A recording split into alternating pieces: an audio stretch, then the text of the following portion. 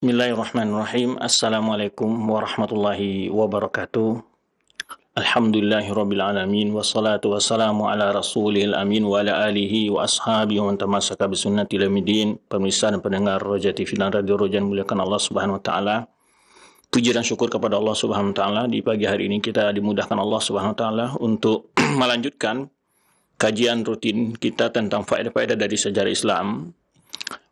Tak lupa pula di awal majlis ini kita pesankan kepada kaum muslimin dan muslimat di hari yang berkah ini untuk memperbanyak mengucapkan salawat dan salam bagi baginda Rasulullah sallallahu alaihi wasallam. Allahumma salli wa sallim ala Nabi Muhammadin wa ala alihi wa ashabihi ajma'in. Pemirsa dan pendengar muliakan Allah Subhanahu wa taala, pada kesempatan ini kita akan lanjutkan beberapa ulama yang meninggal di masa kekuasaan Al-Hakim ya. Di masa kekuasaan Al-Hakim bi Amrillah yang berkuasa di Mesir, di mana telah kita bahas beberapa orang para ulama yang wafat di masa kekuasaan beliau. Kita sudah jelaskan begitu panjangnya masa kekuasaan beliau, sehingga banyak sekali ulama-ulama yang besar yang wafat di masa beliau tersebut, yaitu di masa khilafah Al-Hakim bi Amrillah yang pelanjut dari penguasa Bani Abbasiyah di ibu kotanya yang berpindah, yaitu di Mesir atau Qahirah. Kemarin pada pertemuan yang lalu kita sudah bicara tentang sekilas biografi Imam Al-Qurtubi. Pada kesempatan ini kita akan bahas sekilas tentang biografi Imam Nawawi, yang mana beliau ini adalah sangat masyhur ya, terkenal, fenomenal ya, di kalangan para ulama-ulama dan juga di kalangan orang awam ya, terkhusus tentunya bagi mereka yang mengakui diri mereka sebagai orang yang mengikuti salah satu madhab yang empat, yaitu madhab Imam Syafi'i, karena beliau merupakan salah satu tokoh ya dari madhab Imam Syafi'i. Beliau bukan hanya pakar dalam ilmu fikih juga, tapi pakar juga dalam ilmu hadis ya, dan bahasa. Ini di antara yang membuat beliau sangat berpengaruh sekali dalam pembahasan madhab Imam Syafi'i, sehingga banyak sekali rujukan-rujukan para ulama mengembalikan kepada pendapat-pendapat beliau, karena pendapat-pendapat beliau tidak hanya berdasarkan kias semata, tapi lebih memilih pendapat-pendapat yang berdasarkan kepada hadis-hadis Nabi SAW. Baik, kita akan kenal dulu sekilas biografi beliau, mulai dari nasab beliau atau garis keturunan beliau, ya, nama beliau. Pembahasan ini kita ambil dari kitab murid beliau sendiri, Ibnu Attar, dalam bukunya Tuhfatut Talibin fi Tarjamah Imam Nawawi Muhyiddin. Ya. Nah, maka dalam kitab ini berarti ini langsung dari murid beliau Ibnu Attar ini menjelaskan ya, dan berapa kisah tentang beliau insyaallah. Yang pertama, nasab beliau, garis keturunan beliau adalah beliau dikunai Abu Zakaria. Beliau dikenai Abu Zakaria, tetapi beliau tidak menikah. Ya, beliau tidak punya istri. Beliau sampai meninggal belum menikah. Jadi Imam Nawawi ini tidak memiliki anak dan tidak memiliki istri, karena beliau memang sebelum meninggal belum pernah menikah. Tapi para ulama ya biasa memberikan kunyah walaupun tidak punya anak. Dibolehkan sebenarnya juga ketika Nabi SAW memanggil seseorang anak yang masih remaja dengan gelar ya Aba Umair ma fa'ala Nughair. Ini salah satu faedah dari hadis tersebut disebutkan para ulama adalah adanya anjuran untuk manggil seorang dengan sebutan kunyahnya sebagai bentuk untuk menghargai dan menghormati, yaitu disebutlah Aba Umair ma fa'ala Nughair. Nah, ini diantara penjelasan para ulama. Jadi walaupun tidak punya anak, tapi boleh saja memiliki kunyah. Sebelumnya Ummul Mukminin Aisyah disebut dengan kunyah beliau Ummu Abdillah, dan beberapa sahabiat atau beberapa sahabat juga demikian. Jadi kunyah beliau ada Abu Zakaria. Nama beliau Yahya ibni Syekh Az-Zahid Al-Wari' waliullah Abi Yahya, ya, Syaraf bin Mira, ya, bin Hasan bin Husain bin Muhammad bin Jum'ah ibnu Hizam, ya, atau Huzam, ya, Al-Huzami An-Nawawi, Al-Huzam. Kemudian beliau digelari dengan apa namanya? Dengan satu gelar yang terkenal dengan Muhyiddin. Disebut dengan Muhyiddin, tetapi beliau tidak menyukai gelar tersebut, ya. Dalam biografi beliau sebut dengan Muhyiddin An-Nawawi atau Muhyiddin Nawawi, Muhyiddin. Ya, dan Syekh Imam Nawawi sendiri tidak menyukai laqab ini. Jadi ada laqab, ada kunyah, ya. Tawadhu'an lillahi ta'ala, sebagai bentuk tawadhu'nya kepada Allah Subhanahu wa taala, dan khaufan min ad-dukhul fi qouli ta'ala, dan takut termasuk ke dalam firman Allah Subhanahu wa taala, wala tuzakku anfusakum. Jangan kalian memuji, merasa suci, mensucikan diri kalian, ya. Dan beliau menyebut bahwa an-din hayy sabitun daimun ghairu muhtaj ila man yuhyihi. Kata beliau, agama ini akan tetap ada, hidup, tidak butuh kepada orang yang untuk menghidupkannya, ya. Hatta yakuna hujjatan qa'imatan ala man ahmalahu aw nabadahu.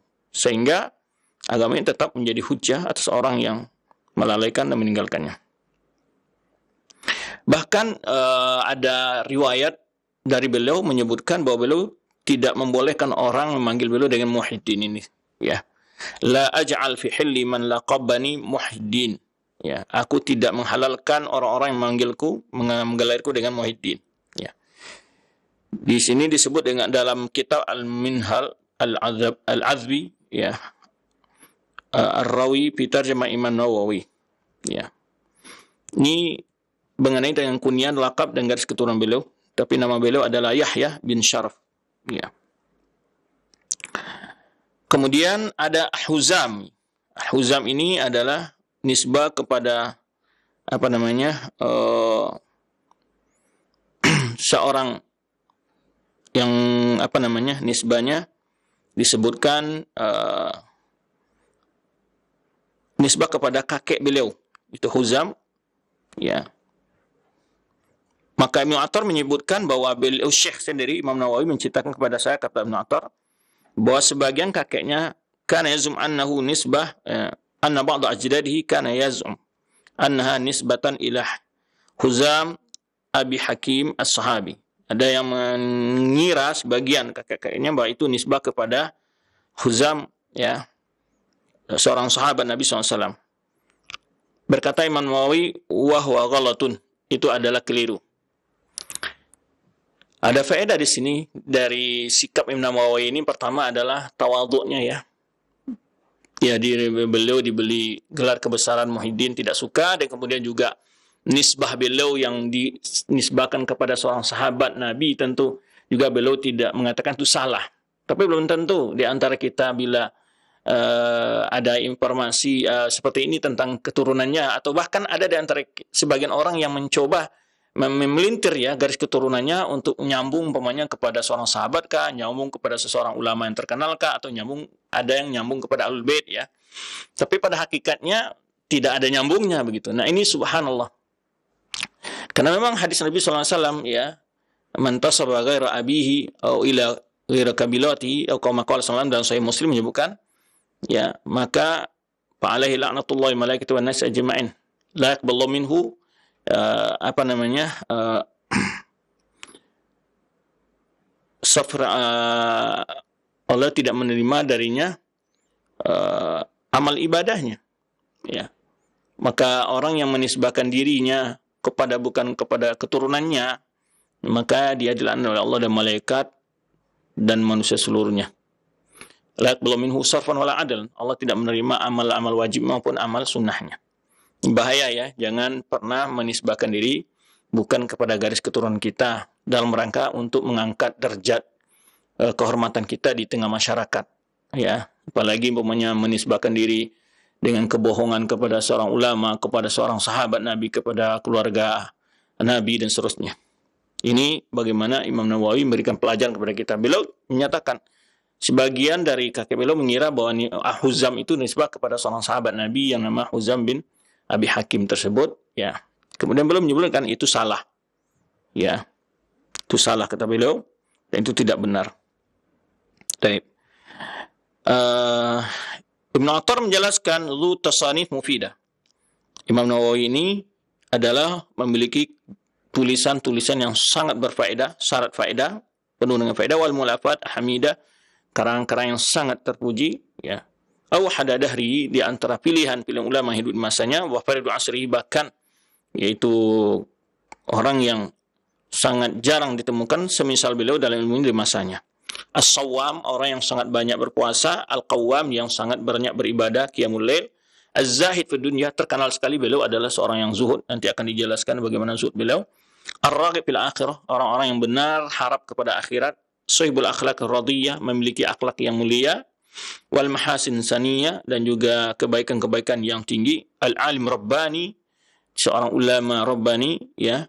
Al-muttafaq ala ilmihi wa immatihi, yang disepakati tentang ilmu dan imamahnya, wa jalalatihi, dan kemuliaannya, wa zuhdihi, kezuhutannya, wa wara'ihi, kewara'annya, wa ibadatihi, dan ibadana, wa siyanatihi fi aqwali wa af'ali, dan gimana dia menjaga perkataan dan perbuatannya, wa halatihi, dan segala kondisinya. Baik. Lahu karamatu tafiha, dia memiliki karamah wal mukaramat al-wadihah al-mu'athir bi nafsihi wa malil muslimin, dan dia lebih mengutamakan, ya, peduli dengan harta, dan lebih mengutamakan mengorbankan jiwa dan hartanya demi kaum muslimin, begitu. Wal qa'im bi huquqihim wa huquqi ulati umurihim, dan orang-orang yang benar, seorang yang benar-benar menjaga hak-hak masyarakat, ya, kaum muslimin, dan hak-hak penguasa kaum muslimin, bin nushi, dan memberikan nasihat. Nanti sebetulnya dalam kitab ini Ibnu Attar memberikan beberapa cuplikan surat beliau kepada beberapa penguasa. Jadi Imam Nawawi betul-betul menjalankan nasihat Rasulullah SAW dalam memberikan nasihat kepada penguasa itu dengan cara memberikan nasihat melalui surat. Ya, jadi maka di sini maka apa yang disebutkan sifatnya oleh Ibnu Attar di dalam mukadimah terjemahnya ini memang benar. Beliau adalah orang yang betul-betul menjaga haknya, kewajiban-kewajiban terhadap umat dan kewajiban terhadap penguasanya, yang memberikan nasihat, wa du'a'i fil alamin, dan juga doa, ya, bagi orang lain. Wa kana katsirat tilawati wa dzikri lillah, orang yang sangat banyak membaca Al-Qur'an dan berzikir kepada Allah. Nah, ini di antara pujian Ibnu Attar terhadap gurunya sendiri, ya. Jadi apa yang beliau lihat tentunya itu yang beliau tulis di sini dari kehidupan Imam Nawawi. Taib, rahimahullahu taala. Taib. Kemudian setelah itu Ibnu Attar sedikit mengulas tentang pengertian dari tadi yang kita sebutkan al-Hizami, ya. Al-Hizami atau Huzami, Al-Hizami, ya. Tadi yang telah kita jelaskan bahwa penisbahan itu kepada seorang sahabat itu tidak benar, kata beliau. Imam Nawawi sendiri mengatakan, wa Hizam jadduhu nazala fi Jaulan.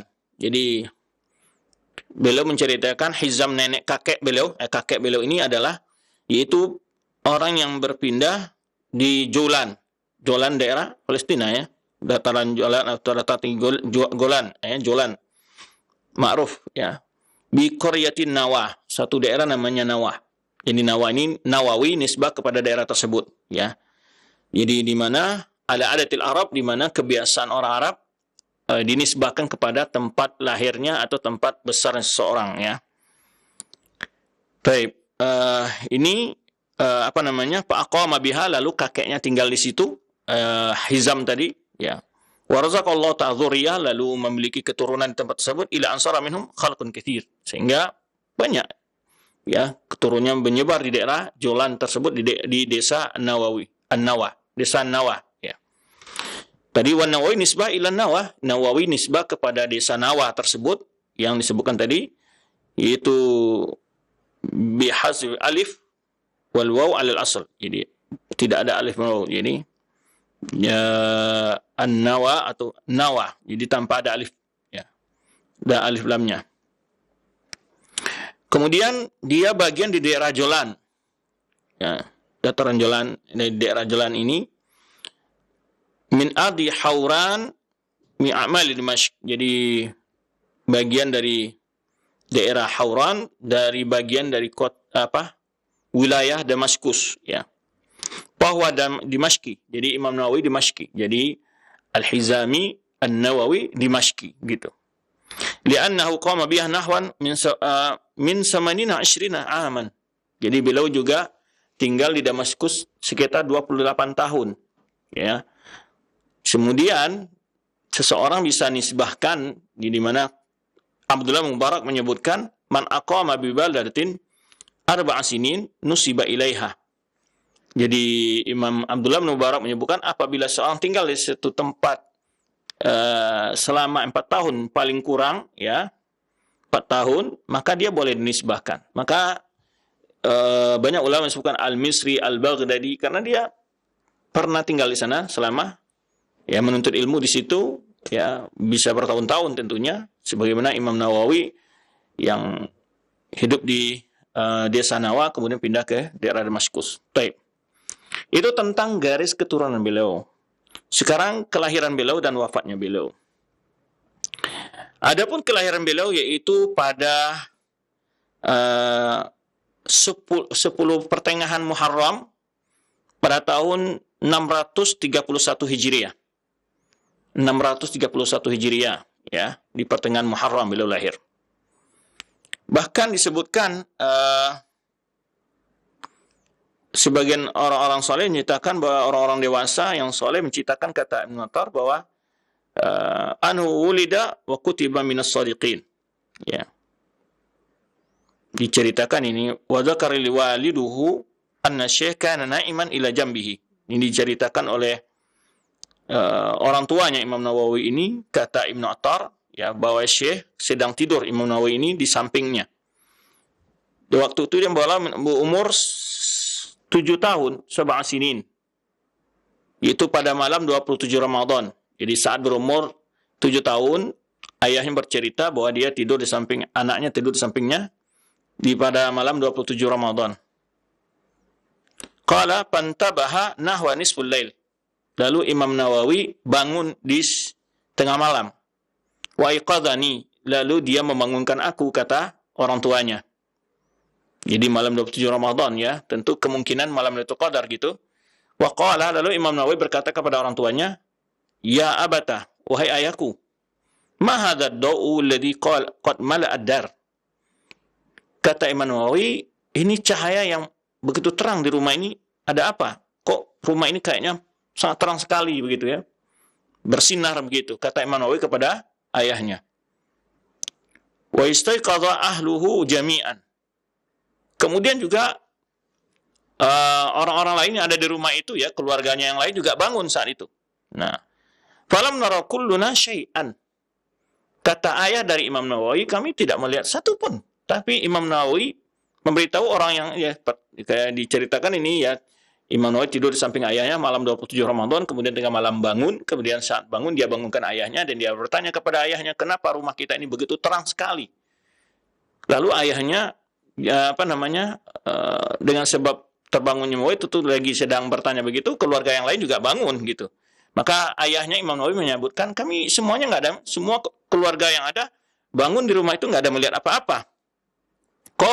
Qala waliduhu, lalu orang tuanya berkata, fa'araftu anha Lailatul Qadr. Lalu aku sadar, kata orang tuanya, aku anggap itu adalah malam Lailatul Qadar. Nah, itu malam yang dimana satu kisah yang diceritakan oleh orang tuanya ketika Imam Nawawi bangun di tengah malam di malam 27 Ramadan. Baik. Tulang kita juga di bulan Ramadan ya. Semoga kita juga diberikan karunia oleh Allah Subhanahu wa taala mendapatkan Lailatul Qadar tersebut dan beribadah di malamnya. Itu yang sangat penting ya bagi kita, di mana beribadah lebih baik dari 1000 tahun sebenarnya Allah sebutkan ya dalam firman-Nya yang mulia surat Al-Qadar. Adapun tentang kewafatan beliau itu malam Rabu, yaitu sepertiga akhir malam. Beliau wafat sepertiga terakhir malam ya. Sepertiga terakhir malam. Yaitu tanggal 24 Rajab tahun 666 ya. Ya. 676. Dia beliau wafat 676, berarti umur beliau 45 tahun Beliau lahir 631, wafat 676, berarti umur beliau 45 tahun. Ya masih 45 tahun. Salah satu komentar ulama bagi Imam Nawawi ini adalah dalam usia yang masih ya, masih istilahnya belum tua ya, masih umur 45 tahun tersebut, dibanding dengan karya-karya yang beliau lahirkan untuk umat. Itu bahkan sebagian ulama kalau seandainya dihitung halaman buku yang ditulis Imam Nawawi dengan umurnya yang saya 40 tahun itu nggak cukup gitu. Karena seseorang pemainnya baru bisa menulis kalau ada umur 20 tahun ya, atau sebanter-banternya umur 18 tahun. Nah, 45 tahun dikurang 18 tahun. Gitu kan. Nah, sisanya itu kalau dibagi dengan jumlah lembaran setiap hari dia menulis pemainnya tanpa istirahat, itu nggak cukup. Sebenarnya penjelasan sebagian para ulama yang pernah kita dengar bagaimana kerajinan beliau dalam menuntut ilmu. Ini akan diceritakan nanti bagaimana Imam Nawawi dalam menuntut ilmu. Baik. Jadi beliau wafat pada 24 Rajab Sidipes 3 malam ya, tahun 676 Hijriyah. Kemudian wudufina biha sabihatul lail al-madhkurah, lalu di pagi harinya dikuburkan ya. Wa kan wafatu akba waqi'atin jarrat li ba'dis salihin bi amrihi. Ya, ini dia wafat satu peristiwa yang dialami oleh sebagian orang soleh karena dia ya bi amrihi, dengan sebab dia li ziyaratil Qudus Syarif. Itu dia menziarahi Baitul Maqdis. Pulang dari sana beliau sakit ya. Ya, itu yang disebutkan dalam beberapa referensi biografi beliau. Jadi sebelum wafat itu diceritakan beliau setelah pulang dari Baitul Maqdis ada peristiwa terjadi di sana ya. Beliau ziarahi orang-orang teman-teman beliau, bahkan yang sudah wafat juga beliau ziarahi. Kemudian setelah itu pulang dari situ beliau sakit ya, disebutkan sakit, lalu dari itulah beliau wafat. Tidak lama setelah itu beliau wafat. Taib. Bagaimana awal beliau menuntut ilmu? Nah, fi bab di amrihi wa ishtighalihi. Bagaimana awal beliau menuntut ilmu dan bagaimana beliau perhatian beliau terhadap ilmu, kesibukan beliau. Beliau zakar ali Syekh Yasin bin Yusuf Al-Marakishi. Nah, diceritakan kepadaku oleh Syekh Yasin, kata Ibnu Attar ini, qala ra'aitu Syekh Muhyiddin, aku melihat Syekh Imam Nawawi Muhyiddin ini umur 10 tahun ya, di desa Nawa. Wasibyanu yukrihunahu 'ala al-la'ab ma'hum. Jadi teman-temannya itu anak-anak kecil yang seumurnya dia tidak senang kalau dia ikut main bersama mereka. Jadi dia dikucilkan lah. Kalau sekarang mungkin di istilahnya apa? Dibully ya oleh teman-temannya. Jadi teman-temannya nggak suka kalau dia main bersama mereka. Jadi dibully lah beliau ini ya. Wa yahrabu minhum, dan dia pun menjauhi mereka. Imam Nawawi menjauhi anak-anak tersebut. Wa yabki li ikrahihim. Jadi Imam Nawawi nangis tuh karena teman-temannya nggak senang sama dia gitu. Wa yaqra'u Qur'an tukan fil hal, lalu dia membaca Al-Qur'an dalam kondisi demikian di ya waqa'a fi qalbi mahabbatuhu ya. Lalu kata Syekh Yasin ini, aku lalu merasa suka pada anak tersebut. Kata Syekh Yasin menceritakan kepada Ibnu Attar ini. Wa ja'alahu abuhu fid dukan. Lalu ayahnya menyuruh dia untuk jaga toko. Jadi Imam Nawawi ayahnya punya toko gitu ya. Jual itulah kelontongan gitu mungkin harian ya. Fa ja'ala yashtaghilu bi bai' wa syira' al-Qur'an. Maka dia tidak terganggu dengan urusan jual beli dari membaca Al-Qur'an. Qala fa ataitu alladhi yuqri'ul Qur'an. Lalu Syekh Yasin menceritakan kepada Ibnu Attar, aku menemui orang yang mengajarkan yang baca Al-Qur'an. Wa wasaituhu bihi, lalu aku beri wasiat kepada gurunya, wa qultu lahu, aku sampaikan kepadanya, hadzal sabi yurja yakuna a'lam ya ayyukuna a'lamu ahli zamanihi wa azhaduhum wa yantafi'un nasu bihi. Jadi Syekh Yasin ini menyatakan kepada gurunya, tolong berikan didik dia baik-baik, perhatikan, semoga anak ini nanti menjadi orang yang paling berilmu di zamannya dan orang yang paling zuhud dan memberikan manfaat kepada orang lain, Nah, ini perkataan Syekh Yasin kepada guru yang membacakan Syekh Yasin Yusuf Al-Marakishi ini. Ya.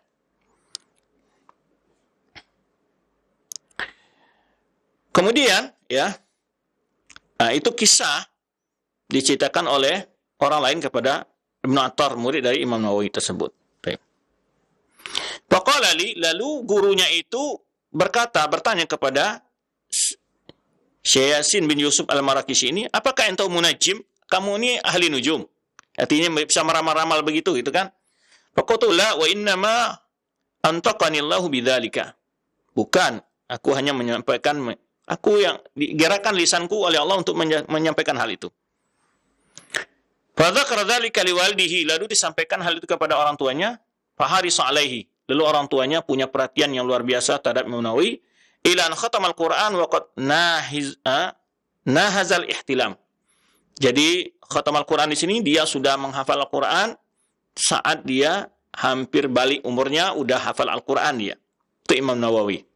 Nah, jadi kalau kecil beliau ya seperti anak-anak lain ya, dikucilkan temannya, dijahatin teman-temannya, dan itu malah hikmahnya membuat beliau menjauh dari teman-temannya, tidak senangi, akhirnya ya beliau menyendiri, ya, membantu orang tua di dukan, ya, di tokonya, kemudian sambil itu beliau membaca Al-Quran, belajar Al-Quran dengan ya guru beliau, nah sampai beliau khatam Al-Quran pada umur sebelum masuk ihtilam, sebelum balik, ya udah hampir balik gitu.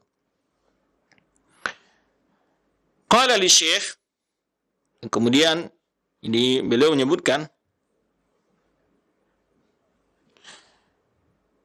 Imam Nawawi berkata kepada Ibnu Attar, falamma kana umri 19 sana, tak kala umurku menginjak 19 tahun, ya, qadama bi walidi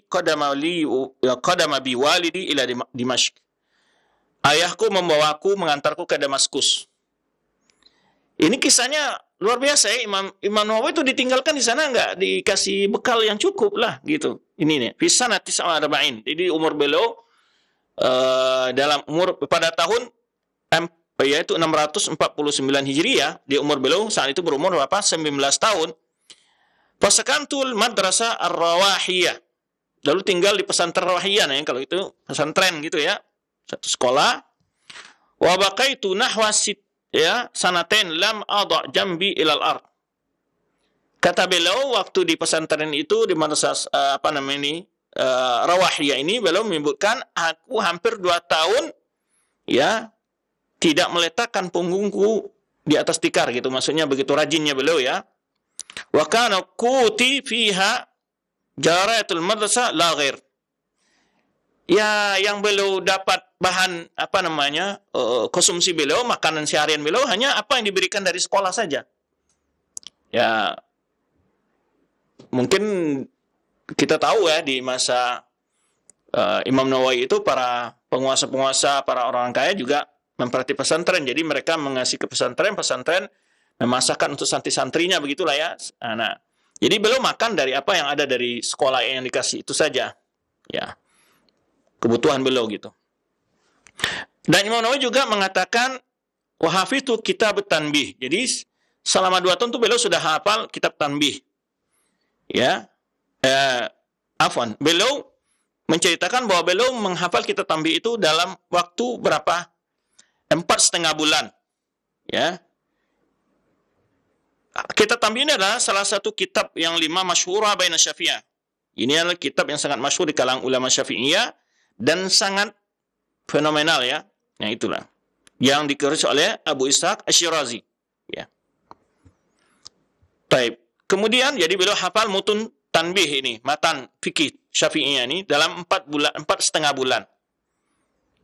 Wa hafiztu rubu' al-ibadat minal muhadzab. Kemudian juga al-muhadzab Syirazi juga mengarang ya. Ya, rubu' ya al-ibadat fi baqi as-sanah. Jadi 6 bulan lebih lah. Kalau tadi 4,5 bulan, kemudian berarti sisanya beliau gunakan untuk menghafal itu fikih tentang fikih ibadat dari kitab Muhadzab. Nah, luar biasa ya.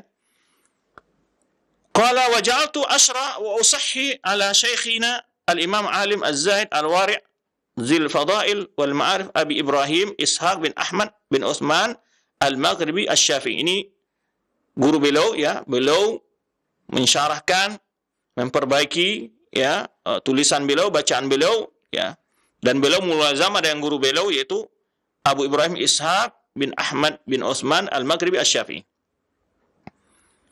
Qala fa'ajiba bi. Nah, gurunya ini sangat senang dengan Syekh Imam Nawawi, lama ra'a min istighali wa mulazamati, karena melihat bagaimana kerajinan Nawawi dan dalam menghadiri majlisnya.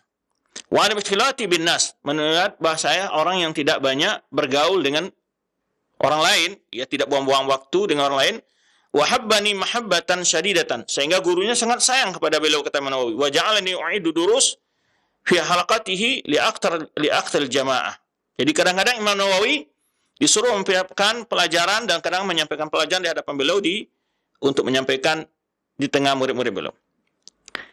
Kemudian Imam Nawawi juga bercerita ini pada tahun 51, yakni 651 Hijriah, hajatu ma'awalidi.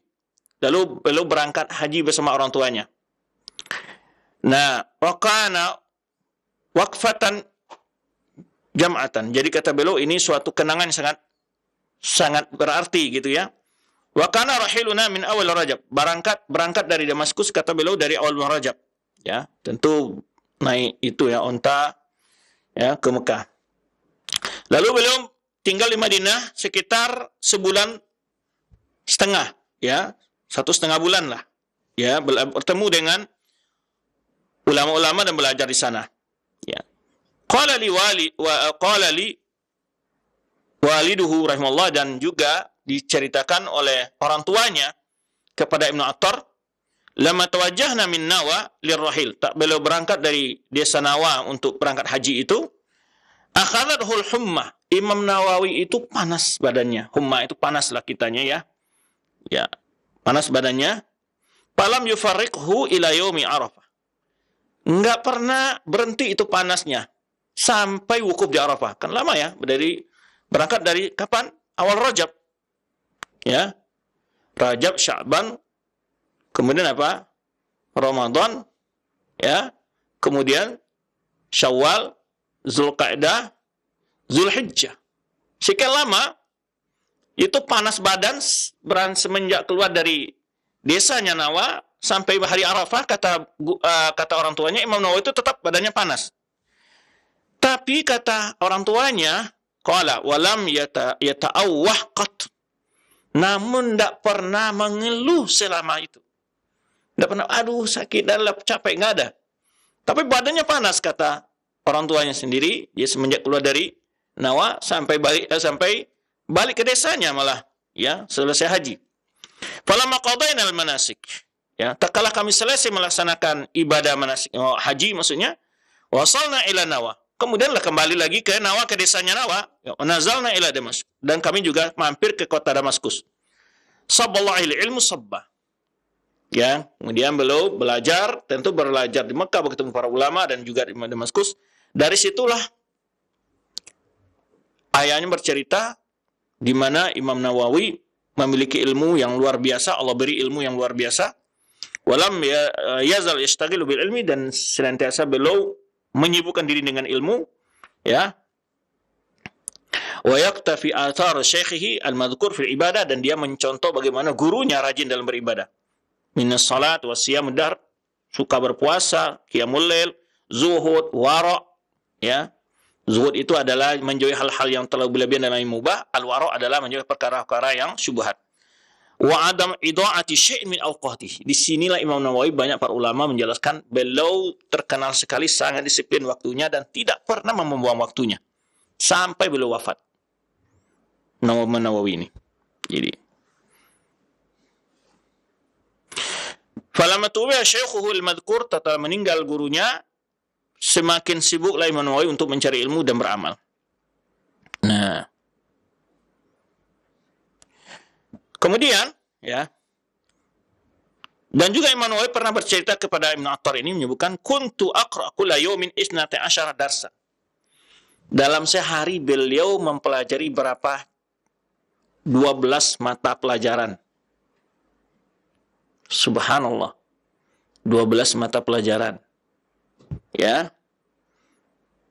Jadi belajar ke syekh, 12 orang syekh sehari belajar di sini nahwu, belajar tafsir di sini hadis, sini gitu. Disebut di sini pelajaran beliau kena syarhan wa tasihan, baik mempelajari syarah atau tashih, memperbaiki bacaan beliau, pemahaman beliau, atau darsaini fil wasit. Jadi kata beliau dalam sehari itu ada 2 kali belajar kitab al-wasit fikih. Kemudian 1 jadwal untuk muhadzab, 1 jadwal untuk jamak baina sahihain. Ini dah hadis ya, tadi fikih. Kemudian sudah 4 ya. Wa darsan fi sahih Muslim. Ada lagi pelajaran sahih Muslim. Ada lagi pelajaran fil luma li Ibnu Jinni. Itu nahwu. Pelajaran nahwu. Wa darsan fi islahil mantiq. Ya, dan pelajaran dalam masalah ilmu bahasa li Ibnu Sikit fil lughah, ilmu bahasa juga. Wa durusan fi tasrif, dan pelajaran-pelajaran dalam tasrif, ilmu tasrif. Jadi ilmu Nawawi kan juga ahli dalam bahasa dan beliau banyak tulisan juga dalam bahasa. Jadi ilmu nahwu, ilmu tasrif itu belajar beliau. Ya. Nah, kita lihat itu jadwal pelajaran wa darsan fi usul fiqh, dan pelajaran usul fikih. Taratan fil luma, kadang-kadang dalam kitab luma karang Abu Ishaq, wa taratan fi muntakhab li Faruquddin Ar-Razi, wa darsan fi asma' rijal, pelajaran dalam masalah asma' rijal, para perawi hadis, ya ini ilmu hadis. Wa darsan fi usuluddin, dan pelajaran dalam masalah ilmu usuluddin. Subhanallah. Sekarang mahasiswa hanya dikasih dalam sehari itu 5 jam pelajaran ya, dari jam 7 sampai jam 12.30 umpamanya. Setiap jam pelajaran 50 menit gitu. Nah, itu pelajaran kadang-kadang hanya 3 saja sehari itu. Karena 2 jam pelajaran itu buat 1 mata kuliah umpamanya. Udah kecapean lumayan. Subhanallah. Imam Nawawi beliau menyampaikan 12 pelajaran beliau sehari.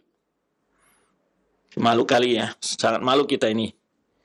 Ya, membaca yang sedikit, beramal yang sedikit, subhanallah. Ini sebetulnya adalah faedah-faedah ketika kita membaca biografi para ulama ya. Bahwa bagaimana mereka sampai pada tingkat seorang alim bukan didapat dengan banyak tidur, banyak santai, ya tidak. Tapi benar-benar bagaimana mereka mempergunakan waktu dengan sebaik-baiknya. Nah, disinilah faedah-faedah kita mendengar biografi para ulama, kita akan merasa malu pada diri kita sendiri yang menisbahkan diri sebagai seorang yang berilmu, tetapi subhanallah, dibanding dengan ulama-ulama yang disebut sebagai orang berilmu, ya kita tidak sampai pada tingkat 50% dari kerajinan mereka ya. Subhanallah. Nah, para ulama-ulama lalu mereka benar-benar bagaimana ya perhatiannya dalam menuntut ilmu. Tapi ada satu hal sebenarnya yang jadi pertanyaan yang sering disebutkan para ulama. Kenapa kadang-kadang ulama itu dapat melakukan kegiatan yang banyak, sedangkan waktunya mungkin menurut kita nggak cukup gitu. Ibadah juga demikian. Kenapa mereka bisa khatamul Quran dan cepat, kemudian waktu singkat, buku cepat mereka baca, cepat mereka pahami. Ada rahasia yang selalu disebutkan para ulama, keberkahan yang Allah berikan pada waktunya. Keberkahan yang Allah berikan pada waktunya. Ini yang beda antara kita. Kalau jam yang kita miliki dengan siapapun, dari orang yang terpintar, dari orang yang malas, dari orang yang bagaimanapun, tetap 12 jam. Namun beda kita adalah produktivitas kita dalam waktu itu sendiri dan keberkahan yang Allah berikan. Subhanallah. Memang kita rasakan kadang-kadang kalau ada berkah dalam sebuah waktu, banyak sekali pekerjaan yang bisa terselesaikan dalam sehari itu oleh kita. Ya, mulai dari mudajah hafalan 1 juz, kemudian baca kitab ini, mempersiapkan pelajari ini, tugas ini selesai, kemudian subhanallah. Kemudian lagi kajian, murajaah kajian. Kadang-kadang subhanallah kita tanpa terasa bisa kita lakukan. Ya, dimudahkan Allah dan diberkahi Allah Subhanahu wa taala. Kadang-kadang dalam 10 menit kita bisa baca 10 halaman tanpa kita sadari kadang-kadang. Tapi itulah ya suatu karunia Allah Subhanahu wa taala. Tentu itu tidak datang secara tiba-tiba. Perlu adanya ketekunan, keistiqomahan dalam diri kita untuk kita benar-benar memang berharap nggak karunia Allah Subhanahu wa taala. Karena sesuatu yang mahal tidak akan dapat dengan diraih dengan cara yang santai, mudah, gampang, tidak ada. Dan itu bahkan dalam hukum alami juga demikian. Tidak ada emas yang berada di atas pasir, yang nyumbur di atas pasir, nggak ada. Harus digali jauh dalam. Mutiara nggak ada yang ngapung di atas, di pantai, nggak ada. Dan begitu, sesuatu yang mahal memang butuh perjuangan dan pengorbanan. Itu intinya di sana. Jadi oleh sebab itu kita ingin surga. Surga itu mahal. Surga itu adalah sangat mahal. Tebusannya adalah jiwa raga kita dalam beribadah, waktu kita, harta kita. Seandainya kita beli tidak akan mampu. Hanya kita melakukan mencari karunia Allah saja. Ya, maka Rasulullah SAW, kalau kita mau dihisab dengan amalan kita untuk meraih surga, nggak akan bisa. La yudkhila ya ahadakum amaluhul jannah. Tidak ada seorang pun di antara kalian itu yang amalnya yang membuat dia masuk surga. Wala anta ya Rasulullah, wala ana, illa tagabananillahu bi rahmatin wa maghfirati. Aku pun atas karunia Allah Subhanahu wa taala. Jadi, saudara-saudaraku ya, sangat perlu kita renungkan ya, berkaca dengan para ulama kita. Bagaimana mereka dalam mencari ilmu dan juga mengamalkannya. Qala kuntu u'alliqu jami'a ma yata'allaq biha. Kata Imam Nawawi, setiap pelajaran itu beliau pasti catat, beliau berikan catatan. Min syarri muskilin, ya mensyarah kalimat-kalimat yang gharib, yang muskil, yang kurang dipahami bagaimana pemahamannya, yang ada kontradiktif bagaimana penjelasannya. Wa wuduhi ibaratin, ya, penjelasan maksudnya ibarat, wa dabtil lugha, dan juga penjelasan tentang bahasa. Qala wa barakallahu li fi waqti. Ini ungkapan Imam Nawawi. Allah telah memberkati aku dalam waktuku. Subhanallah. Wastighali wa anani alaihi.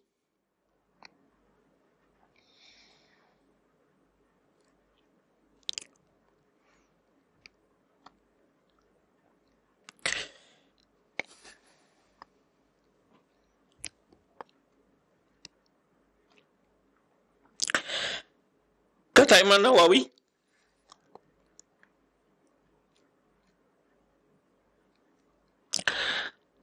Allah berikan keberkahan kepada waktuku. Dan segala kesibukan yang aku lakukan. Dan Allah menolongku atasnya. Untuk melakukan berbagai kesibukan yang beliau lakukan dalam mencari ilmu, mengembangkan ilmu, mengajarkan ilmu, ya. Dan Imam Nawawi pernah bercerita begini. Wa khatara li istighalu bi ilmi tib. Jadi beliau bercerita pernah satu kali saya ingin mempelajari ilmu kedokteran, kata beliau. Fastaraitu kitab al-qanun. Diberilah kitab qanun oleh beliau, kitab dokter ya. Ini karangan kitab tib ini, qanun ya, bagi teman-teman yang di kedokteran ada kitab qanun bahasa Arab namanya. Kitab Abi Ali Husain bin Abdullah Al-Ma'ruf bi Ibn Sina. Ini punya Ibn Sina kitab qanun itu. Lalu katanya setelah itu apa yang terjadi, kata Imam Nawawi, ya, wa azamtu ala istighal fi, dan aku sudah berencana untuk mempelajari, mendalami kitab qanun itu. Wa dzalama alayya qalbi. Justru malah hati jadi gelap. Hatinya jadi gelap, kata Imam Nawawi. Wa baqitu ayyaman la aqdir ala istighal bi syai'. Bahkan berapa hari, ya kata beliau, dalam berapa hari saya tidak bisa buat lakukan apa-apa. Fa fakartu fi amri, lalu saya renungkan lagi urusanku. Ya.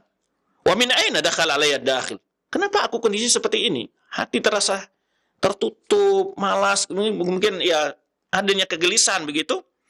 Fa alhamani Allah taala inna sababu istighali bitib. Maka Allah memberikan ilham kepadaku bahwa ini adalah sebab aku telah berpindah dari kesibukan berilmu agama kepada belajar ilmu kedokteran ini. Fabi'tu fi hal kitab madhkur. Dalam waktu yang secegap itu aku jual kitab tersebut. Wa kharajtu min baiti kullama yatalaq bi ilmi tib. Aku keluarkan semua yang berhubungan dengan ilmu kedokteran itu. Fastana raqabi, lalu baru hatiku menjadi kembali terang. wa raja'a ilayya hali. Lalu kembali lagi kondisiku seperti sebelumnya, ya. Wa atu ila ma kuntu alaihi awalan. Aku kembali kepada kondisiku yang sebelumnya. Jadi di sini bagaimana Allah yang menginginkan Imam Nawawi untuk sibuk dengan ilmu agama bukan ilmu dunia, ya, karena ya ini bukan menunjukkan celaan bagi ilmu kedokteran, cuman yang dimaksud di sini adalah bagaimana beliau tadi berada pada kondisi yang mulia sekali, ya. Cuma beliau bilang bahwa apa namanya, akhirnya beliau ingin belajar ilmu kedokteran dan ingin sibuk dengan itu. Akhirnya Allah berikan teguran seperti itu sehingga beliau hatinya merasa tertutup, gelap gitu, ya. Nah,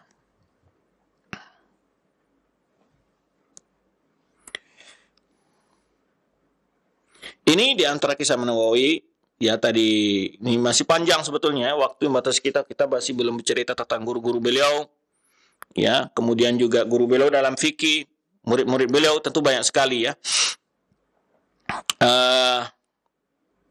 Disebutkan di sini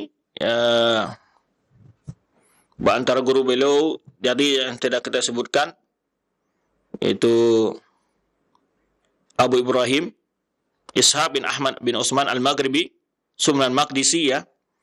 Kemudian guru beliau lagi adalah Abu Muhammad Abdurrahman bin Nuh bin Muhammad bin Ibrahim bin Musa al-Maqdisi Summa Dimashqi.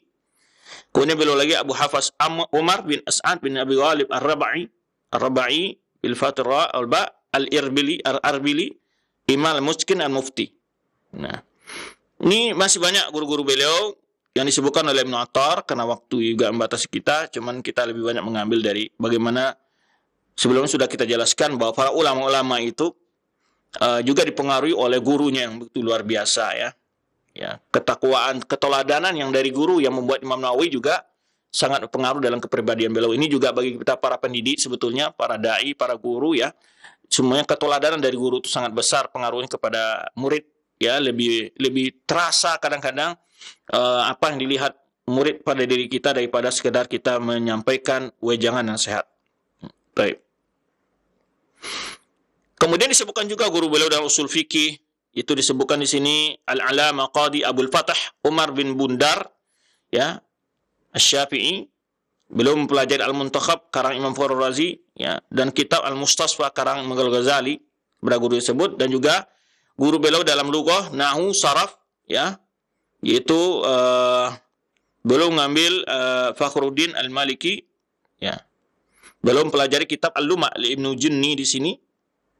Kemudian juga belajar kepada Abul Abbas Ahmad bin Salim Misri, belajar nahwu dan ilmu tasrif juga.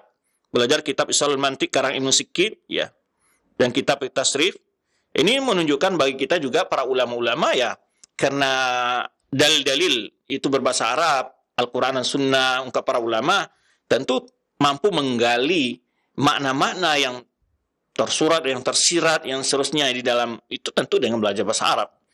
Maka kadang-kadang ada sebagian orang yang ingin ahli dalam agama, dia tidak bisa berbahasa Arab. Bagaimana dia akan memahami?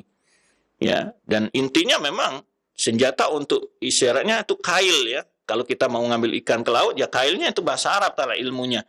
Ya, mengambil mendalami mutiara ilmu dalam Al-Quran dan Sunnah itu ya dengan, ya, harus ada alatnya. Alat yang terpenting itulah bahasa Arab. Maka penting juga di sini tentang bahasa Arab. Taib. Dan juga beliau belajar ilmu rijal, ilmu hadis, itu dari Syekh Abu Ishaq Ibrahim Isa Al-Muradi Al-Andalusi Asy-Syafi'i, ya. Syarah alaihi Musliman, beliau mempelajari syarah Sahih Muslim, Imam Bukhari, dan juga kitab Al-Jama' Baina Sahihain kalangan Al-Humaidi. Nah, ini ulama-ulama dulu. Dan beliau mengambil karangan belajar ilmu ulumul hadis karangan Ibnu Salah, ya. Anjamat min ashabi, dari banyak guru-guru teman dari guru yang sebelumnya, mempelajari kepada Abul Baqa Khalid bin Yusuf bin Sa'ad An-Nablusi, yaitu Al-Hafidh Kitab Al-Kamal fi Asma' Rijal, di mana Abul Baqa Khalid bin Yusuf ini An-Nablusi ini hafal kitab Al-Kamal fi Asma' Rijal karangan Abdul Ghani Al-Maqdisi. Kemudian banyak lagi beliau mengambil kitab langsung dengan sanad belajarnya, Bukhari, Muslim, Abu Daud, Tirmizi, Nasa'i, Muwatta' Malik, Musnad Syafi'i, Ahmad bin Hanbal, Darimi, Musnad Abu Awana Asy'ari dan Abu Ya'la Al-Musli, Sunan Ibnu Majah, Daruqutni, Baihaqi, Syarah Sunan Nawawi, Ma'alim Tanzil fi tafsir lahu, ya, wa kitab Al-Ansab, Sam'ani dan lain sebagainya. Ya. Belajar kepada para ulama-ulama kitab-kitab tersebut, dan beliau membacakan wa qira alaihi al-Bukhari, ya, wa Muslim bidal hadis asy-Syarfiyah sama'an wa bahsan. Para ulama tersebut, imam langsung belajar tentang kitab-kitab hadis tersebut. Taib, kemudian murid-murid beliau juga banyak, ya. Wasi'a min khalqun katsir, ya, banyak sekali orang yang telah mengambil ilmu dari beliau sini, karena beliau pernah mengajar juga di Darul Hadis Asy-Syarfiyah yang ada di Damaskus, Damaskus yang terkenal sebagai pusat tempat belajar para ulama saat itu. Kemudian di sini disebutkan beliau menceritakan juga kepada Ibnu Attar, wa zakar li rahimallahu, dia bahwa Imam Nawawi pernah menceritakan kepada Ibnu Attar, annahu kana la yadi'u lahu waqtan fil lail wala nahar illa fi wazifatil min asy-syighal bil ilm. Tidaklah beliau melewatkan waktu sedikit pun malam dan siang kecuali dalam masalah pelajari ilmu. Hatta fi dhahabihi fit turuq wa maji'ihi, baik dalam perjalanan, ya, sedang dalam perjalanan, pulang dan pergi, yastagil fi tikrar mahfudhi. Jadi kalau sedang berjalan beliau mengulang hafalan-hafalan beliau, mutunnya, hafalan Qur'annya, hafalan hadisnya gitu. Jadi sambil berjalan. Dan ini pernah kita lihat salah seorang guru kita, ya. Ya, bahkan bukan salah seorang, umumnya guru-guru kita yang kita ketemu waktu belajar di Madinah, ya. Dan biasa beliau ketika berjalan dari parkiran ke kampus, ya, biasa beliau mengulang hafalan Al-Qur'an sambil berjalan, ya, dan seterusnya. Kemudian setelah itu beliau sibuk mengarang, ya, dengan begitu banyak karangan beliau sebetulnya. Ini kita sebutkan sebagian karangan beliau, ya.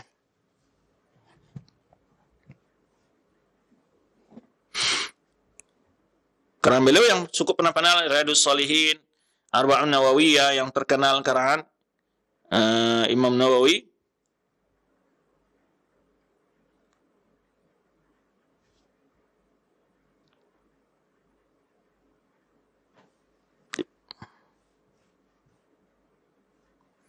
Syarah Majmu', ya, Syarah Muhadzab disebut Al-Majmu'. Ini sangat banyak karangan beliau di sini, kita coba sebutkan sebagian di sini. Baik, sebelum kita sebutkan tulisan-tulisan beliau, kita sebutkan tentang akidah beliau. Ya. Imam Nawawi dalam berapa kitab beliau ada di sana menyebutkan pendapat-pendapat pandangan Ahlul Kalam dalam memahami sifat-sifat Allah. Maka Imam Nawawi, ya, secara umum di akhir hidup beliau berada dalam akidah salaf, ya. Dia itu menulis di mana beliau membantah, ya, dalam risalah beliau tentang isbatul kalam lillahi ta'ala, tentang penetapan bahwa Allah SWT memiliki sifatul kalam. Dan di sana beliau membantah Asy'ariyah dalam sebuah kitab beliau yang berjudul Juz'un fihi dzikru i'tiqadis salaf fil hurufi wal aswat. Yaitu juz'un itu satu lempengan tulisan di dalamnya menjelaskan akidah salaf tentang huruf dan suara, ya, bagi Allah SWT dalam bicara. Walladzi yadullah salafiyati. Jadi di sini para ulama menyebutkan bahwa beliau berakidah salaf di akhir hidup beliau, ya, walaupun di sebagian tulisan beliau, syarah-syarah beliau ada menyebutkan pendapat-pendapat ahli kalam, tapi tanpa merojihkan. Maka disebutkan di sini oleh beliau, ya, dalam menyebutkan sifat tersebut dalam Sahih Muslim umpamanya, banyak beliau menukil perkataan salaf, di samping juga beliau menukilkan perkataan khalaf, pendapat ahli kalam, tapi beliau tidak merojihkan salah satu di antara keduanya. Nah, ini yang kemudian juga beliau dalam syarah Sahih Muslim tersebut banyak menukil daripada Qadhi Iyad dan juga Imam Al-Maziri, ya, dalam Sahih Muslim. Kemudian juga di masa beliau adalah saat banyak berkembangnya akidah Asy'ariyah. Nah, itu di antara penjelasan para ulama tentang akidah beliau. Kemudian di akhir hidup beliau menulis sebuah akidah beliau di akhir hidup beliau, yaitu di mana umur beliau 45 tahun, menulis risalah yang telah kita sebutkan tadi, itu juz'un fi dzikru i'tiqadis salaf fil hurufi wal aswat. Di mana orang-orang Asy'ariyah mengingkari bahwa Allah Subhanahu wa taala itu tidak bicara dengan huruf dan suara. Jadi Allah, apakah huruf dan suara yang Allah berikan tidak makhluk? Tidak. Itu sifat Allah Subhanahu wa taala, tidak ada sifat Allah yang sama dengan sifat makhluk. Nah, ini akidah Ahlussunnah wal Jamaah dalam menjelaskan ini. Nah, ini yang dibahas oleh Imam Syafi'i oleh Imam Nawawi dalam kitabnya Juz'un fihi dzikru i'tiqadis salaf fil hurufi wal aswat. Adapun tulisan-tulisan beliau tadi yang kita sebut sedikit nih. Pertama, Syarah Sahih Muslim yang dikenal dengan Al-Minhaj fi Syarh Sahih Muslim min Al-Hajjaj, Al-Adhkar Al-Muntakhaba min Kalam Sayyidil Abrar, yaitu Adhkar Nawawi. Kemudian Riyadhus Shalihin min Kalam Sayyidil Mursalin. Nah, ini kitab sangat fenomenal sekali. Kalau di Saudi Arabia itu hampir tidak ada masjid kecuali kitab ini ada. Karena salah satu budaya yang kami temui di sana, dia di masjid-masjid kampung itu ya, imam selesai sholat fardu itu membacakan 1 atau 2 hadis. Membacakan saja, tidak disyarah. Cukup mendengarkan hadis saja. Karena mereka berbahasa Arab paham maksud hadis tersebut ya, kecuali hukum-hukum rincinya tidak. Tapi pesan-pesan itu tersampaikan sesuai dengan kemampuan orang memahami dari mana hadis tersebut. Kemudian ada Arba'un Hadis An-Nawawiyah, Arba'in Nawawiyah itu masyhur juga. Ini hadis juga, ini kitab juga yang luar biasa menjadi hafalan. Ya, hampir tidak ada thalabul ilmi yang mengaku sebagai layak sebut ilmu kecuali hafal kitab ini seharusnya gitu. Ya. At-Taqrib wa Taysir li Ma'ti Sunan al-Bashir Nadhir, ini adalah kitab dalam ilmu hadis ya. Ini ikhtisar bagi kitab ilmu Imam Abi Amr Ibn Salah. Kemudian juga kitab Al-Irsyad ila Bayan Asma' al-Mubahamat. Ini kemudian juga kitab Irsyadut Tullabil Haqa'iq ila Ma'rifatus Sunan Khairul Khalaiq. Ini juga ikhtisar Ma'rifatul Ulumul Hadis karangan Ibnu Shalah. Al-Khulasa fi Hadis al-Ahkam. Ini sampai pada kitab zakat. Syarah Sunan Abi Dawud hanya selesai pada sifat wudu sampai kitab wudu. At-Talkhis Syarah Sahih Imam Al-Bukhari. Dia juga beliau mensyarah Sahih Bukhari hanya selesai pada Kitabul Ilmi. Taib. Dalam fikih, kitab beliau yang fenomenal itu ada Rawdatut Talibin, yaitu ikhtisar kitab Asyarul Kabir karangan Imam Ar-Rafi'i dalam fikih Syafi'i. Kemudian Minhajut Talibin. Jadi ada Rawdatut Talibin, ada Minhajut Talibin. Kalau yang pertama Rawdatut Talibin itu ikhtisar Syahrul Kabir karangan Imam Rafi'i. Adapun Minhajut Talibin ikhtisar Al-Muharrar karangan Imam Rafi'i. Ya. Ini kemudian Al-Idah fil Manasik. Kemudian juga Al-Majmu' yang masyhur juga dalam fikih, syarah kitab Al-Muhazzab karang Imam Asy-Syirazi. Ya. Hanya tidak selesai sampai kitab riba. Kemudian juga ada fatwa Imam Nawawi yang dikenal dengan Al-Mansurat. Ya. Kemudian dalam kitab bahasa yang beliau Tahzibul Asma' wal Lughat, ini dicetak juga At-Tahrir fi Afadhil Tanbih. Ya. Banyak lagi kitab lain dalam Ummul Quran, beliau punya kitab At-Tibyan fi Adab Hamlatul Quran. Kemudian juga Zuhud dan lain sebagainya. Itu di antara karangan beliau. Cuman sedikit di sini juga beliau ada mauqif beliau yang dinukil oleh Ibnu Attar dalam masalah mengingkari al-bid'ah. Jadi pernah beliau keluarga beliau ingin membangun kubur beliau, kemudian keluarga beliau tersebut bermimpi dilarangnya oleh Imam Nawawi dalam hal tersebut. Ini disebutkan kisahnya Ibnu Attar di sini. Yaitu lama tufiya wa dufina, tatkala Imam Nawawi meninggal dan dikuburkan, arada alu wa aqaribu wa jiranhu ayyabnu ala darihihi kubbatan. Jadi keluarganya, kerabatnya, tetangganya ingin membangun kubah di atas kuburan beliau. Wa ajma'u ala dzalika, mereka sudah sepakat melakukannya. Ijja rahimallahu fi naum ila akbari imra'atin min qara'ibihi. Lalu mimpi salah seorang wanita yang paling senior dari kerabat beliau, yaitu bibi beliau ya. Wa qala laha, dalam mimpi tersebut bibi beliau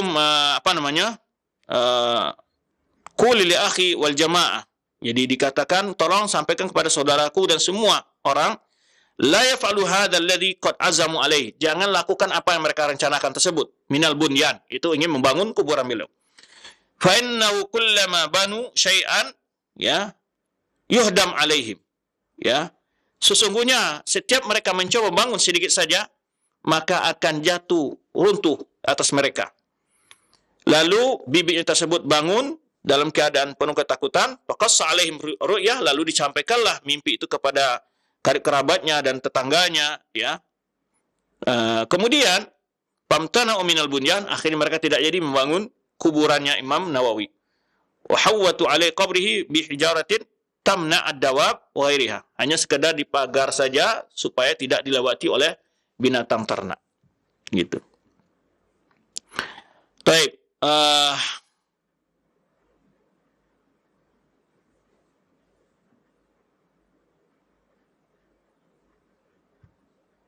ini di antara kisah-kisah beliau. Ini banyak sebetulnya faedah-faedah yang tidak bisa kita kupas di sini. Ada sedikit penjelasan beliau di halaman ini.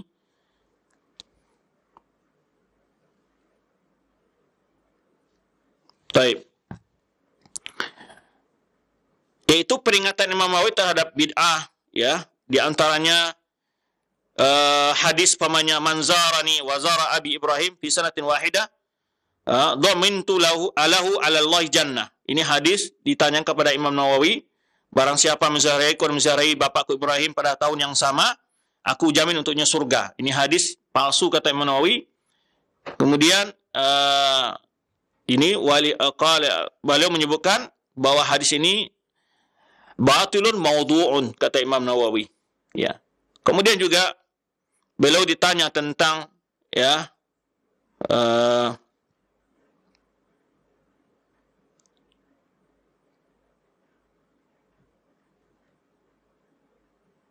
baik. Juga apa yang dilakukan oleh sebagian masyarakat, kata beliau, ditanya tentang membaca surah Al-An'am di rakaat terakhir dari salat tarawih pada malam, ya, Lailatul Sabi'ah min syahr Ramadan, malam ke-7 di bulan Ramadan. Ini suatu bid'ah yang dibiasakan oleh orang, ya, di sebagian saat itu di zaman beliau tentunya mungkin itu membaca rakaat terakhir dari salat tarawih malam ke-7 Ramadan itu membaca surah Al-An'am. Nah, kemudian fal hadza sabitun fi sahih am la? Ya, diyakini bahwa surah Al-An'am turun sekaligus pada malam ke-7 Ramadan tersebut. Apakah ini benar atau tidak? Nah, maka Imam Nawawi menjelaskan hadzal fi'l madhkur laisa sunnatan. Perbuatan ini bukanlah sunnah, bal wa bid'atun makruhatun. Ya, adalah bid'ah yang dibenci. Ya, wali karahati asbab. Beliau menyebutkan di mana bermacam-macam bid'ah, kesalahan perbuatan tersebut. Kemudian juga dibaca usuila an ganil qur'an allati raqa ba'dul jahala 'alal janaiz bi Dimashq, yaitu bacaan Al-Qur'an sering dibacakan orang ketika adanya mayat yang mau dikuburkan ketika meninggal. Dibaca dengan dijanjikan, ya, bitamtid dengan merdu begitu, ya, wa taghanni dengan irama-irama, kemudian memanjangkan huruf-huruf yang berlebihan, ya, panjangnya. Kemudian ditanya tentang itu, ya, hal huwa madhum amla, apakah ini dicela atau bukan? Maka Imam Nawawi menyebutkan hadza munkarun zahirun. Ini cara adalah sangat mungkar sekali, yang jelas. Wal madhmun fahish, yang sangat dicela. Wa haram bi ijma'il ulama, dan haram menurut kesepakatan para ulama. Ini membaca Al-Qur'an dengan berlebih-lebihan, suara naik-naik turunkan berlebih-lebihan harakatnya. Wa naqal ijma' fihi al-Mawardi. Kata beliau, Imam Mawardi menyebutkan ijma' tentang keharamannya.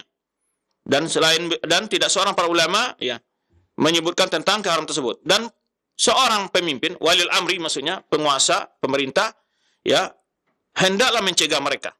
Wa ta'zirihim, dan melarang mereka. Sudah menyuruh mereka bertobat.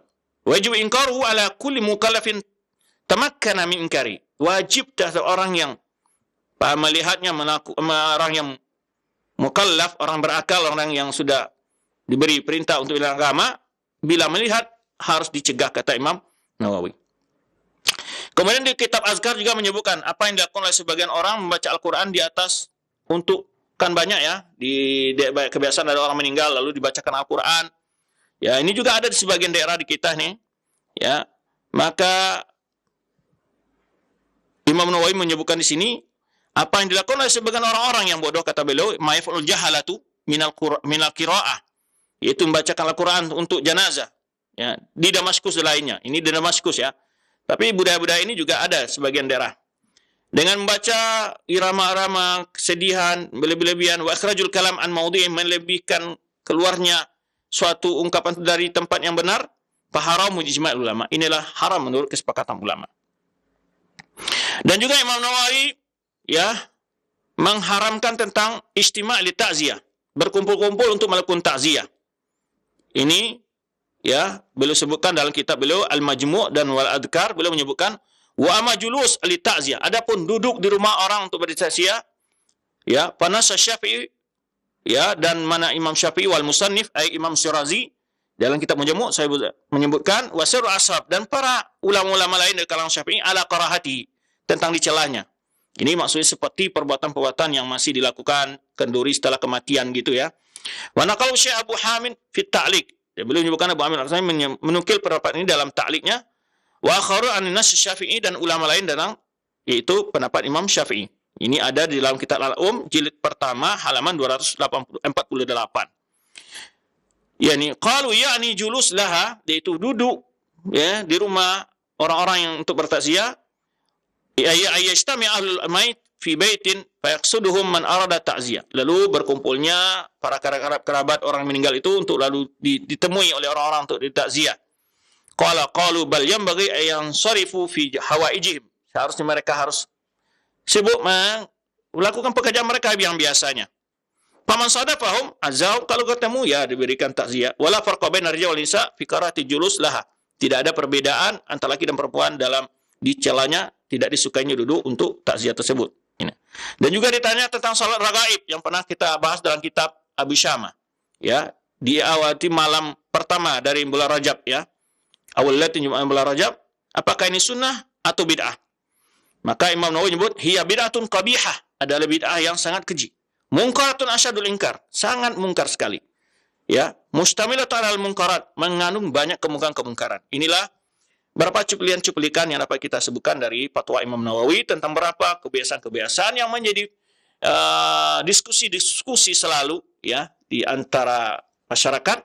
Semoga apa yang kita sampaikan dapat mencerahkan. Wallahu a'lam bishawab. Karena waktu membatasi kita kembali kepada al-akh Imadu kita dari studio Cilensi.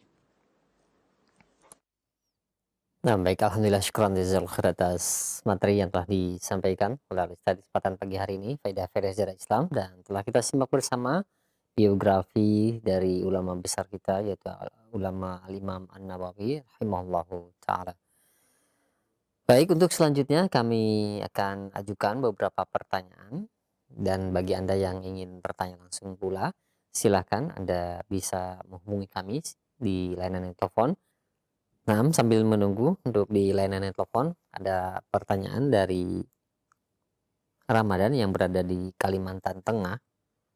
Assalamualaikum warahmatullahi wabarakatuh. Ya Ustaz, benarkah bahwa Al-Imam An-Nawawi lahir di kota Bukhara sama dengan Imam Bukhari? Nah, mungkin tadi tidak menyimak ya penjelasan di awal. Nah, bagaimana Ustaz penjelasannya?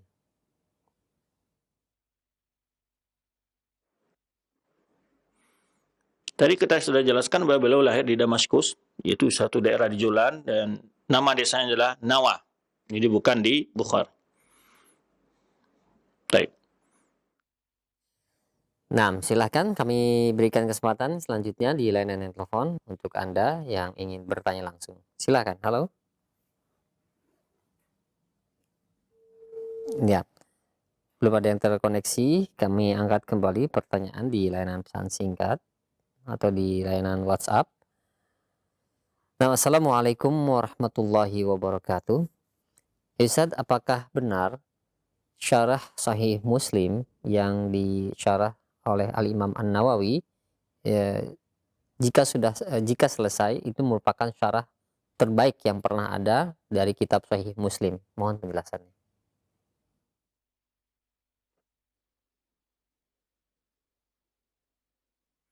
Baik, syarah Sahih Muslim ada berapa ulama yang mensyarah, ada Al-Mufhim ya, karangan Abu Abdullah ya, Abu Abbas Al-Qurtubi, kemudian juga karangan Qadiyat ya, ya Al-Ilmam kalau nggak salah, lupa saya judulnya.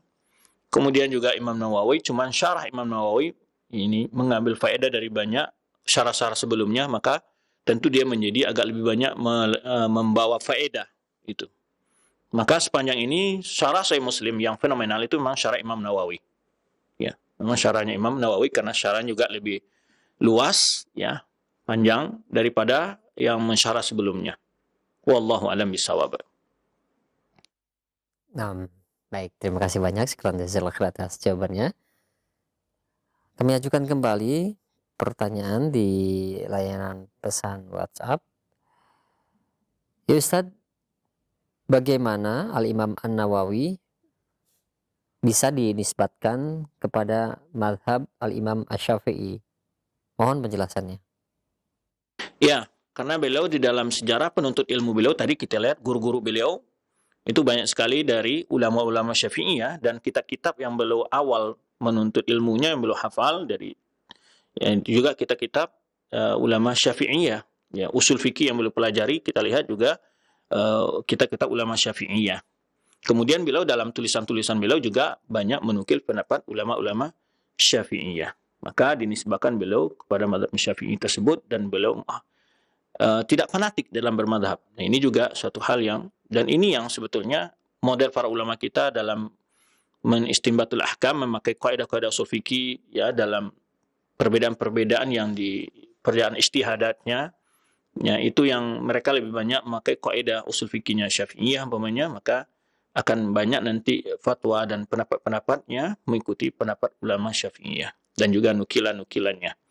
Maka di sini para ulama menisbahkan beliau melihat dari guru yang beliau tempat belajar, kitab-kitab yang beliau pelajari, kemudian juga dari sisi tulisan-tulisan beliau, yakni maka beliau katakan bermadhab Syafi'i oleh para ulama-ulama. Memang beliau lebih banyak menukil pendapatnya para ulama Syafi'iyah. Wallahu a'lam bishawab. Nah, baik. Terima kasih banyak atas jawabannya demikian, dan selanjutnya kami berikan satu kesempatan di layanan telepon. Silahkan bagi Anda yang ingin bertanya langsung. Nah, halo. Assalamualaikum. Waalaikumsalam warahmatullahi wabarakatuh. Dengan Bapak siapa, di mana? Dengan Rudi di Tangerang. Nah, silakan Pak Rudi. Ya, Assalamualaikum Ustadz. Waalaikumsalam. Yang ingin saya tanyakan begini Ustadz. Ada banyak pendapat yang diungkapkan oleh Imam An-Nawawi dan Imam Ibnu Taimiyah itu banyak yang berbeda gitu ya. Sebagai orang awam seperti saya ini, mana yang harus diikuti? Itu aja Ustadz. Terima kasih. Assalamualaikum warahmatullahi wabarakatuh. Waalaikumsalam warahmatullahi wabarakatuh. Nah, silakan Ustadz. Waalaikumsalam warahmatullahi wabarakatuh. Taib, itu klaim-klaim orang banyak sekali ya. Sampai mengatakan ini banyak perbedaan. Di mana dia tahu? Coba tunjukkan berapa perbedaan antara Imam Syafi'i, Imam Taimiyah dalam sisi apanya? Ya, dari dalam bentuk apa? Kalau perbedaan-perbedaan dalam hal-hal masalah furu'iyah, itu hal yang bukan hanya antara Imam Nawawi dengan Imam Ibnu Taimiyah saja. Cuman orang ini kenapa yang harus Imam Taimiyah yang dikejar selalu oleh dia? Karena Imam Ibnu Taimiyah ini adalah pembongkar berbagai penyimpangan akidah yang ada dalam berbagai kelompok-kelompok Islam. Sehingga dikejar oleh dia supaya orang tidak percaya atau tidak mau menerima pendapat penjelasan beliau. Dan pendapat Ibnu Taimiyah, apapun yang antum baca buku Ibnu Taimiyah, tidak pernah tidak menyatakan dalil sama sekali dan pendapat sahabat. Dan itu model beliau dalam berpendapat biasanya. Dan selama kita membaca kitab-kitab beliau ya, tidaklah beliau menyatakan suatu pendapat kecuali itu ada dalil Al-Quran Sunnah dan pendapat para sahabat, para ulama-ulama. Nah, wajar saja antara Imam Nawawi dan Ibnu Taimiyah ya. Dan sebetulnya antara Imam Nawawi dan Ibnu Taimiyah ini ya, Imam Nawawi itu wafat kan tadi 676 ya. Jadi Ibnu Taimiyah lahir 661. Dan adapun perbedaan itu yang hal yang wajar para ulama dari dulu. Bahkan bukan antara Imam Nawawi dengan pendapat ulama-ulama Syafi'i lain juga banyak hal yang berbeda. Gitu. Jadi itu perbedaan dalam istihadat ya, sesuai dengan dalil yang mereka baca, penjelasan yang sampai kepada mereka, pemahaman yang mereka simpulkan dari sebuah dalil, itu biasa. Selama perbedaan-perbedaan itu memang perbedaan istihadat yang tidak ada dalil yang qat'i gitu. Dan Ibnu Taimiyah juga demikian, juga banyak mengoreksi pendapat Hambali karena memang antara Ibnu Taimiyah bermadzhab Hambali sedangkan Imam Nawawi bermadhab Syafi'i. Tetapi di antara mereka kenapa banyak sekali pendapat yang juga sama gitu. Maka ada orang mengklaim banyak pendapat perbedaan-perbedaan. Kalau jangankan antara Imam Nawawi dengan Taimiyah, antara Imam Syafi'i saja dengan pendapat beliau waktu di Baghdad dengan pendapat beliau di Mesir aja ada kalau jadid. Jadi jangan yang dipersoalan perdebatan dengan sisi perbedaan pendapat. Perbedaan pendapat itu jangankan antara orang dengan orang lain, dengan pribadi sendiri, kadang orang sendiri juga berbeda pendapat dari masa yang lalu dengan akan datang karena dia selalu belajar, ya, mengembangkan ilmunya, ya, dan seterusnya. Tentu informasi-informasi itu mempengaruhi berbagai istihadat, penjelasan-penjelasan berlalu. Itu biasa dari orang-orang dalam yang belajar selalu, yang selalu mengembangkan ilmunya, para ulama yang selalu mengembangkan ilmu, jelas demikian. Imam Ahmad saja, kalau dilihat fatwa beliau, itu dalam satu masalah ada bisa 3. Kenapa? Karena beliau berfatwa berdasarkan sesuai dengan pendapat para sahabat. Maka para ulama menyebutkan, selama ada pendapat sahabat, Imam Ahmad pasti ada pendapat di dalam itu. Jadi beliau tidak mensaklahkan suatu masalah itu dalam satu pendapat saja. Nah, ini di antara ulama-ulama dalam menjelaskan masalah. Ya. Kalaupun ada perbedaan-perbedaan yang sifatnya perbedaan para ulama itu, ya, untuk kita jadikan ladang penelitian, ladang pengkajian, disitulah letaknya kita sebagai thalabul ilmi. Ya, berusaha memahami dengan baik. Bukan diadu domba antara ulama. Para ulama tidak pernah melakukan hal itu, ya. Sekarang ada semacam manhaj orang mengadu domba para ulama, mengadu pendapat ini, mengadu-ngadu. Justru dari dulu pendapat ulama itu, ya, baik pendapat ulama muhadis, mufassirin, selalu mencari titik temu. Oh, ini yang dimaksud seperti ini, ulama ini maksudnya begini. Sebetulnya tidak berbeda pendapat mereka. Nah, itu banyak sekali kita temukan ketika ulama-ulama yang belajar itu dengan ilmu, bukan tujuannya yaitu menjatuhkan salah seorang ulama lalu fanatik kepada yang lainnya. Tidak demikian. Itu bukan sikap sebagai orang yang berilmu, orang mencari kebenaran. Wallahu a'lam bishawab. Nah, baik. Terima kasih banyak atas jawabannya. Mudah-mudahan jadi pencerahan bagi kita semua.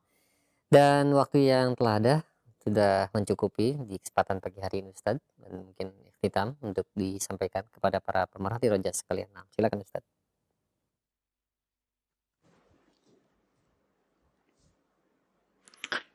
Terima kasih para pemirsa dan pendengar semua. Semoga apa yang telah kita bincangkan, kita bicarakan, apa yang kita sampaikan dapat kita ambil faedahnya. Semoga Allah SWT juga memberikan kesehatan, kesempatan bagi kita untuk selalu mengisi waktu-waktu kita dan ketaatan kepada Allah Subhanahu wa taala dan memberkahi waktu kita, umur kita, dan segala nikmat Allah berikan kepada kita. Demikian, terima kasih atas segala kehadiran perhatiannya. Mohon maaf jika ada kekurangan dalam penyampaian materi ini.